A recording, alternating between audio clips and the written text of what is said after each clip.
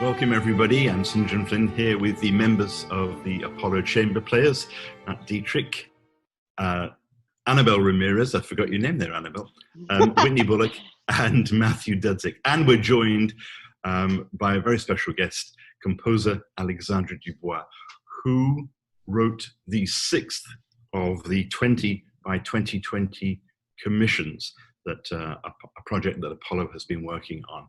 Welcome everybody. Matt, I'd like to start with you because you're the obvious point of contact here. How did Alexandra come to write a commission for the chamber players? Well, really the inception for this commission came from a gentleman named Fritz Adermeyer. He was a longtime patron of Apollo Chamber Players, a good friend to us for many years. He saw what we were doing with the 20 by 2020 project. He was inspired to come to us and offer to underwrite one of our upcoming commissions. And it was his wish that this commission honor his late mother, who was of Croatian ancestry and heritage. And so I did some research and came upon a wealth of information about Croatian traditional music and folk music, and it seemed super interesting. I did some Google searching, and I think I came upon a website. I came upon a story that was titled 30 Female Composers You Should Know About Under 30. Anyway, one of the first composers listed was Alexandra Du Bois. And at that time, I had not heard of her music. And, I listened to a few of the clips, and I remember I got really excited, and I went to the rest of my colleagues and showed them some of Alexandra's music. And we were all very taken by the breadth of her compositional skills and also her voice, and also just her general sense of why we want to create art. Well, Alexandra, first things first, are you safe and well during this time of pandemic lockdown? Thank you, St.John. Yes, I am. I'm so pleased that you're well. All of you are well during this challenging time in our history. I'm in Vermont at the moment, so. With a last name like Du Bois, I suspect that you're not of ostensible Croatian heritage. So what was it like to receive a commission that had to have a Croatian aspect to it? Absolutely. It's not a commission that I could ever take lightly because, as you say, I'm not only not of Croatian descent, I don't have any Croatian heritage whatsoever in my DNA.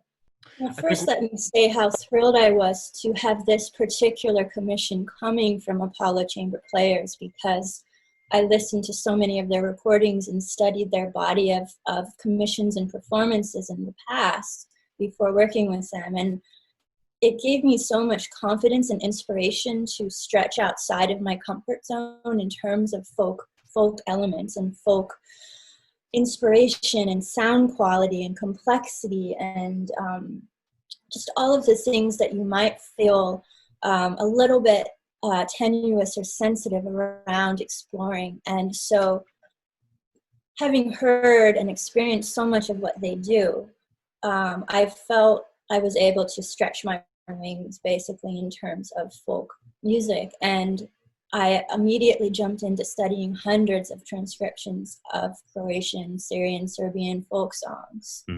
It was through so many different voices within the vast tapestry of Croatian music that I was able to find my voice really in the piece. This is your 4th string quartet. Well, it was at the time in 2015, 2016. And you give it the title OBALA. What does that mean? It roughly translates to coast, the coast of the sea, the coast of a body of water. And the longer title, which I don't always use, is OBALA More, which is sea coast. But because we're all shaped by the sea in the sense that music comes across a body of water from one continent to another. I wanted the title to represent that we're all at the edge of something else, and that we're all, we all take in from something else somewhere else. The element of coast, I had to honor Croatia because a big part of the areas of Croatia I used were coastal regions. The Istrian scale, for example, is from coastal Croatia.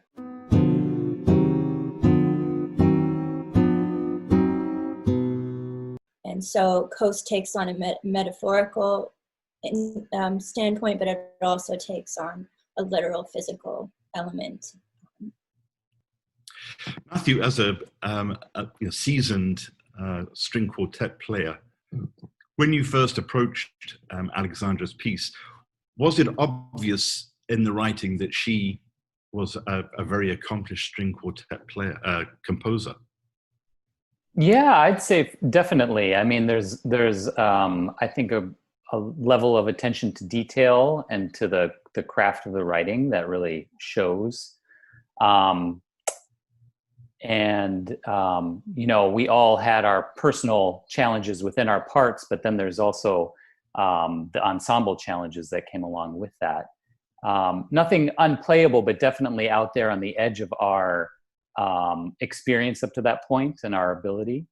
I was just going to bring this maybe full circle a little bit and mention that unfortunately, we experienced a great loss in that Fritz, the underwriter, passed away just a few months before the premiere of this piece in April of 2016.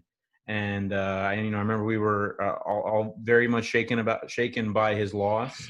He wasn't necessarily that old of a gentleman. He had some health issues, but we used that opportunity to, the premiere was akin to, a musical memorial, if you will. And, his spirit will live on in this piece forever.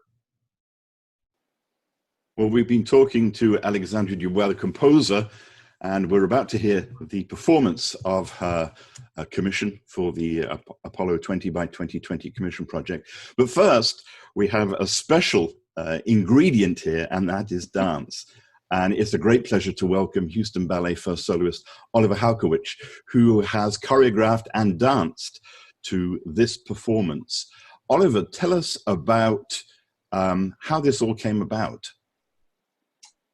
Hi there, from Glitter Zone. So Annabelle and Matthew reached out to me about doing this project, and they sent me Alexandra's music, and I immediately was overwhelmed. But I never say no to anything. Well, never say never.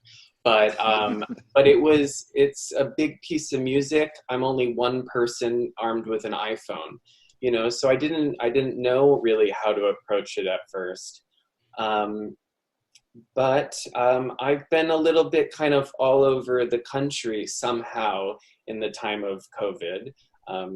So it's filmed in 3 locations, South Florida, Northern California, and Peaks Island off the coast of Maine. Wow. And that's how I started. And it was just one of these projects that I just had to kind of start and go from there. And then a lot of how I conceived it was in editing. Obviously, you've got these 3 different locations. What impact did the location have on your choreography? I think a lot. I kind of broke it into sort of 3 sections. Definitely the grassy area that I'm in Deerfield Beach, Florida, gave me the most room to sort of dance and kind of travel, and so that kind of spoke to that music for me that was a little kind of gentler and it just felt a little bit more warm. And then the beginning, I'm in Northern California, and it was very hot that day. So you can see that I'm sweating, and I kind of just stayed out there until I got nauseous from the heat because I'm kind of on a mountain, you know, in dry Northern California, and it was very hot. And then the last place in Maine, I'm dancing on rocks, and that was the hardest because most of the time I was just worried about spraining my ankle. So you know, I wasn't as free to kind of move there, but I liked the sort of kind of ebb and flow of the water and kind of my sort of resistance or something. Mm-hmm. So that's that. And it's almost like she wrote the piece for choreography as well, because there are some wonderful fast, lively rhythmic sections, and then some that are much slower and more pastoral, as you talk about, you know, dancing in the grass. Yeah. I mean, if I, now having listened to it, I'm ready to choreograph a whole ballet to it with more than just myself, because it's really stunning music. Like I, as I said, I was overwhelmed at first, but it's really something, and it has this whole narrative. When viewers will watch what you created, I have conjured, what conjures up for me are like filmmakers from the 70s, like Scorsese or Kubrick or something like that. And I was just wondering if you could talk a little bit about your inspiration or your ideas behind your editing process. I'm a big film, like I've always loved film. I used to, when I was in San Francisco going to the ballet school, some days I'd skip and, you know, watch like 2 films or 3 films back to back at the movie theater. I think dance and film is really interesting. I think, especially when dance kind of just is not the whole thing in a film, but is used as a device. And that's why I thought watching you guys is the interesting thing about this piece, about your interaction. And I kind of just wanted to be a part of it. So I thought it was interesting how sometimes I line up with you, with the 4 of you, like I'm in your space, and I kind of, there's almost some interaction, and that's kind of how I built it a little bit, because I wanted to have some connection with you all, you know. And when I was reading about Alexandra's work, she said something about being inspired about being displaced. And I mean, so that a little bit kind of, yeah, I feel displaced right now because my life has been dance, and it's been a little bit taken from me. And then, you know, I've been in all these different places, not because I've been displaced, but because I chose to be there. But it just kind of, that's kind of how I navigated it. And it's so amazing to me to see the creativity that is coming out of the pandemic. I know that you've been on hiatus from the Houston Ballet, and I think we're all forced to some extent to think, what can we do in this downtime? How can we continue to do what we've been doing and do it differently, in a way that takes into consideration, you know, the pandemic and social distancing, etc. And I think the results have been absolutely phenomenal. Yeah, I do too. And I'm excited to see where it goes. And I'm constantly thinking, like, how do I keep showing what I love, which is dance, and especially dance that has kind of narrative behind it. But like, how do you keep telling it new? And I've always been into that. I've always been into kind of editing little films with dance. So now I'm kind of forced to do that more. But I'm interested to see where people take this with all sorts of theater, because you know, sometimes you need a reboot. I mean, not a pandemic, thank you. No more of that. But sometimes theater needs a little bit of a recharge. So I've been really inspired to see what everyone's been doing.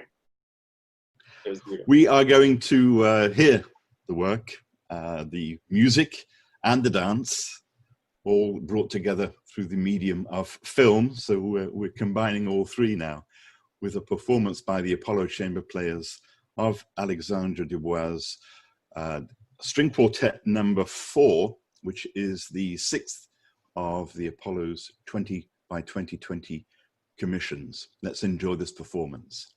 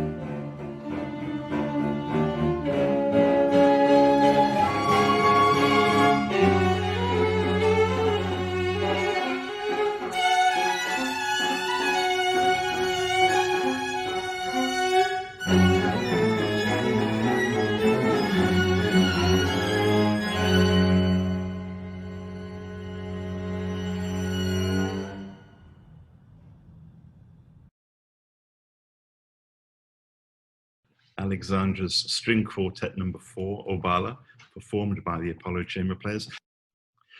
Matt, I think one of the things that, certainly from my perspective, as somebody who has, observed Apollo since before the beginning of the 20x2020 project, one of the things that really comes out of this is your ongoing relationship with the composers that you have commissioned. Yes, and I feel like that's a lot of why we do what we do. I mean, yes, we want to birth the creation of these new pieces of art and music, and then communicate what the composer is trying to say to the audience. But I think again, having a relationship in real time with the composer is just so different than kind of summoning what Brahms or Beethoven might want us to do with an interpretation of a certain passage. And that's just what makes contemporary music so special. It's a living, breathing organism. Well, Alexandra, this was your 4th string quartet. How many have you written to date in total? I'm around 6, St.John. 6. 6.5, maybe. What is it about the string quartet that makes you want to write 6 of them? Well, I'd love to write 60. It's the most intimate of genres to me. Growing up as a violinist, I had the string quartet on a pedestal, and I still do. And I feel, and a lot of us that are in string quartets or write for them, there's a sense of intimacy that is unmatched in any other combination of instruments. And I think it has to do with the equality of the voices, the interchangeability of the relationships, and the ability to tell a story with a human touch in terms of relationships. And for me, that's an endless source of inspiration, regardless of extra musical or folkloric inspirational backdrops. There's the element of connections in all of these different combinations that's just endless. Like the connection of the sea to the land, the coast. Beautiful, yeah, exactly. Well, here's one of my favorite questions, and Whitney, maybe you can chime in here. I always love to hear what the reaction of the musicians was when they first opened the score. What was your immediate reaction looking through that for the first time? Wow, this looks very difficult. And Alexandra had also included with the score at the very beginning of it, instructions and explanations of the D Istrian scale, which makes many appearances throughout the string quartet. And I thought immediately, like, the what scale? And so I remember that Matt Dietrich and I, we played the lines of it because it's sort of like a double lined scale is the best way I can describe it. But and personally, just looking at the part, it's like, okay, this is difficult, but I can tell that Alexandra is a string player. It falls under their fingers so well and everything. But putting it together as an ensemble was a big challenge for us as an ensemble at the time. Yeah. Annabelle, when Fritz made the commission, one of the things that he wanted was a work of some substance. And I think, correct me if I'm wrong, that you feel that this was the 6th commission of the 20x2020 project. This was the most complex, the most substantial up to that point. Yes, I will definitely agree with you on that.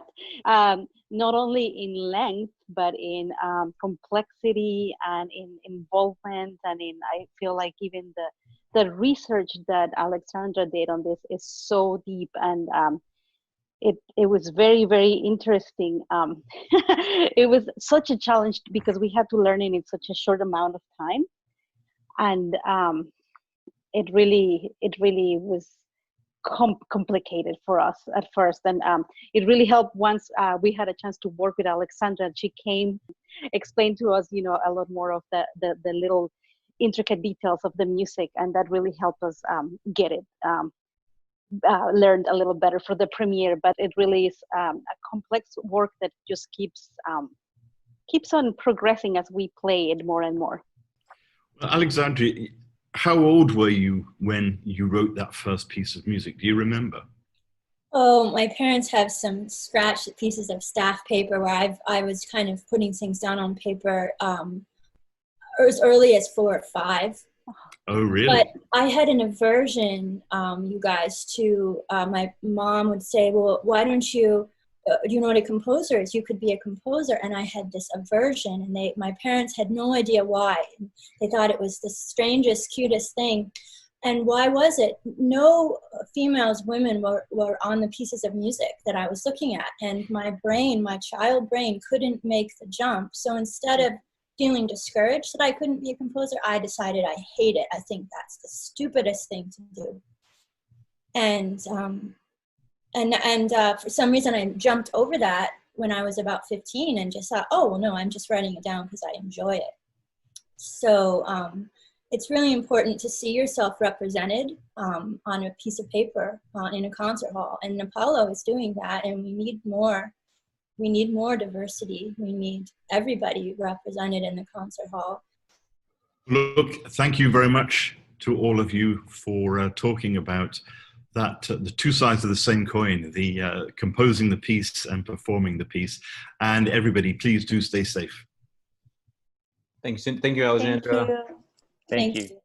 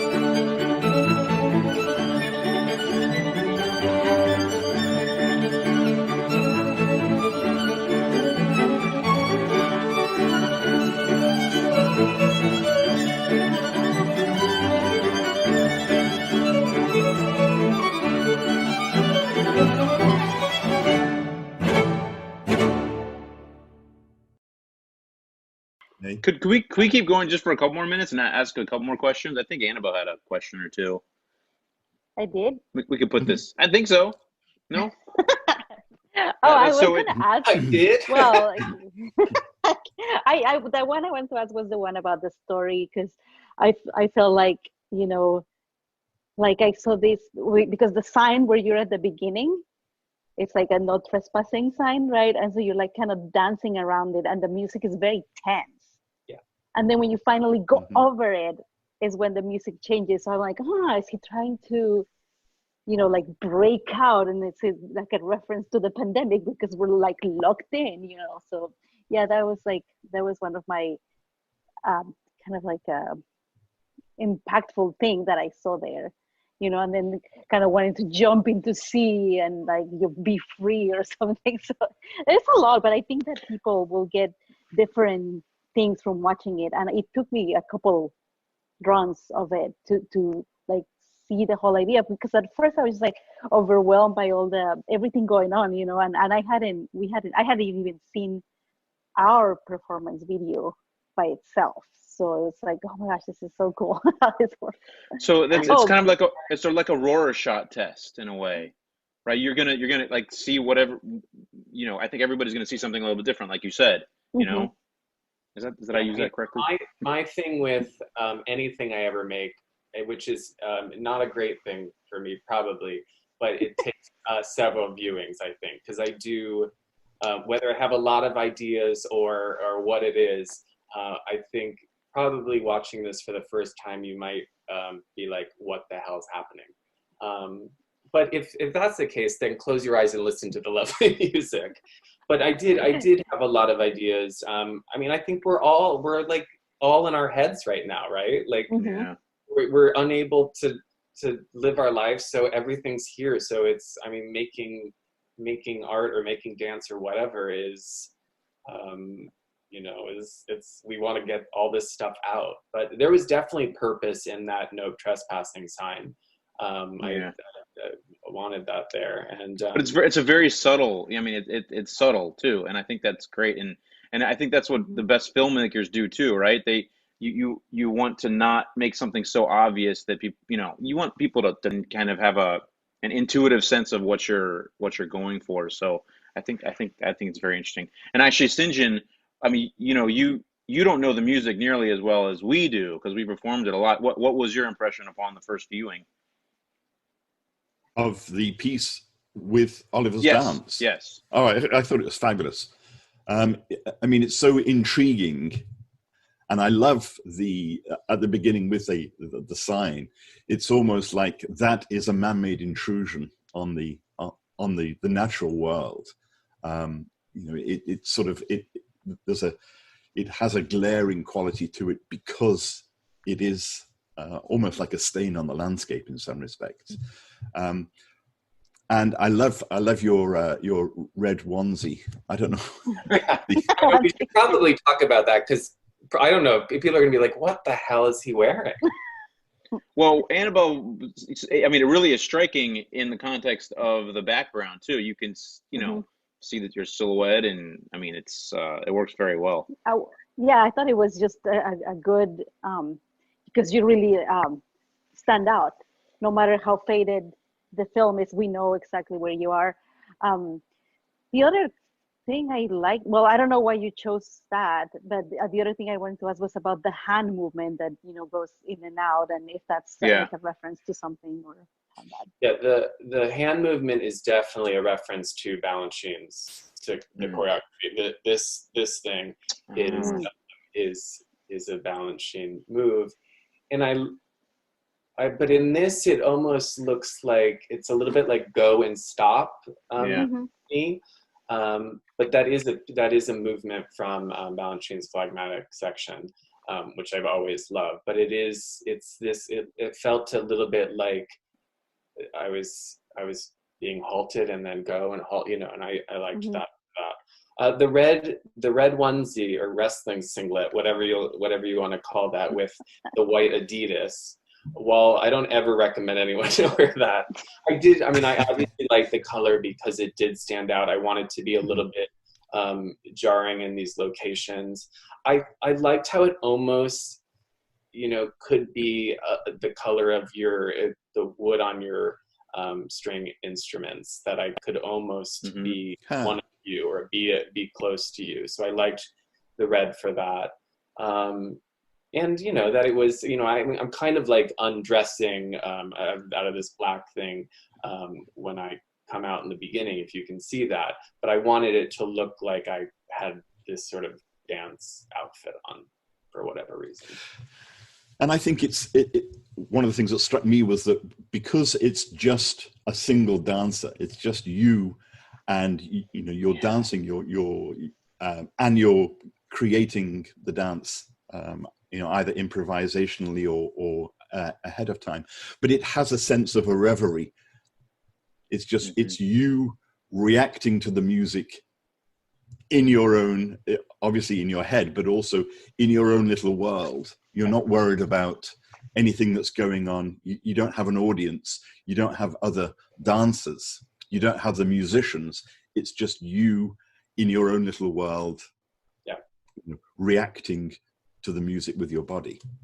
Yeah, I mean, there was, when editing it, there's a little section where I kind of look and I'm doing this at the camera, and I tried to make the kind of blending so it was me almost looking like Narcissus looking into water, you know, because there is something that feels very narcissistic about making a 20-some minute dance for one person for myself, you know. So, but it is all sort of, there was a lot of self-reflection in it. So that was an idea there. But I love too, I mean, I know that well, I guess everybody likes to, we look at ourselves, right, in the mirror or whatever. There's like a natural evolutionary inclination to do that, or look at yourself on the Zoom, you know, while you're talking or whatever. But I love that you can't really make out your face for most of the film. I mean, at the end, I mean, there's a couple spots where you can kind of see your face and who you are, but I mean, you're kind of like an ambiguous being out there in a way. Presence. So I think that's very cool. I mean, I you know, and again, there's just a lot of layers to this. Could I ask who your favorite filmmakers are, or even your favorite, you know, movies? I don't know about movies. I mean, filmmakers. Films, you know, the big guys working today that I really like are Wes Anderson, Tarantino, Scorsese. You know, anyone who has like a real strong visual style. Who else right now? I can't. Oh, I just watched Call Me by Your Name again last night. You know, Luca. I don't know how you say his name. He's an Italian director. He's got a movie called I Am Love that is beautiful. Oh, wonderful, that one. So good. And then like you know, I just started watching Fellini films recently. All that kind of new wave French cinema is like, you watch that now and you're like, oh my God, this is so fresh. And every director that I like has pulled from those directors of the 60s. One of the things I love, you mentioned I Am Love. That's a wonderful movie. And I think what makes it, for me, certainly one of the things that makes it such a great film is that the soundtrack is entirely music by John Adams. And it's another Chairman dances, right? I mean, it's I mean, it's everything, Lollapalooza and you know, Harmony Lyra, and even with like, is it Scorsese, Shutter Island? That movie, that soundtrack has a phenomenal soundtrack. There's a chamber piece by Mahler, one of his only chamber works that I played once, and I mean, it's an amazing underplayed piece. And he wrote it when he was like 16, wasn't he? Yeah, he wrote it very young. Yeah. The way music transform a film is it makes a film or breaks it, you know? Right. I mean, and then there's some really adept filmmakers who don't use any music, and that's when you're like, oh my God, you were able to do that without any sound, because I mean, sound and music in a movie, that's why I end up buying all my music taste is from soundtracks. Do you play an instrument, Oliver? Did you play an instrument? I grew up playing the piano, and when I went to Florida, I restarted teaching myself, which lasted about 2 weeks. And then I went back and realized I'm never going to be a piano player, although I love it. And I'm happy that I can still read music. And I think that's helped me as a dancer and as a choreographer to kind of have a little bit more of an understanding of it. But me sitting down at a piano and practicing is not in the cards. Do you see yourself as a choreographer in a next life, like a next I next definitely step? think there is a life where I would like to be a choreographer. I don't know if it's a life that I'm going to live. It's a hard thing, and it's so subjective what you put out there. I mean, I've always experienced that as a dancer, but with choreography, there's another level, and I don't know if I have that in me to kind of to deal with that, but I love doing it. There's nothing that's given me as much pleasure and like filled this kind of creative need in me that I had with ballet that choreography has given me. So I've been so thankful for all the opportunities I've gotten, and I've gotten so many kind of like weird opportunities in Houston, whether it's like making some dance in like it used to be a pizza place, but it was like a weird, sort of art space or a museum or in a park or whatever. Like I like that. And then getting to make stuff for the theater is wonderful too. So I love it. Maybe you could do some filmmaking as well in your next life. I know. I have a lot of the problem is I'm 100 years old now, so it's hard to start the next life. But if I was not 100, I have a lot of plans for a next life. No, I've always wanted to. I've always thought about going to film school or something like that, or even buying a nicer camera than my iPhone. But it's amazing what you can do on an iPhone these days. Yes, and then it is amazing. Decent editing software, and you're almost Scorsese. How long did it take you to cut this or work on this? Worked on it or edit it? Probably for about 2 weeks on and off. I would work on little things, and I put together what I had filmed in California and Florida before leaving for Maine, and just kind of lightly put it, kind of laid it out just to see what I was working with. So in Maine, I kind of had a sense of where I was. And then I just kind of worked on it, an hour a day or something, and kept layering until I said, stop layering. And that's it.